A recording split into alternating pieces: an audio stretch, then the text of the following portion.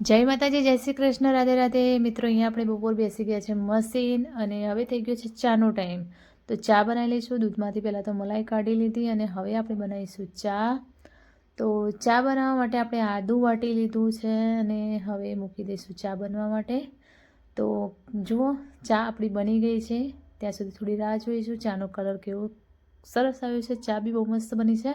અને અહીંયા અમારા રોડ ઉપર આવી હતી ગાયો, તો હું તમને ગાયો પણ બતાવી દઉં. સાંજનો ટાઈમ થઈ ગયો છે રસોઈ કરવાનો, તો મેથીના થેપલા બનાવવાના છે.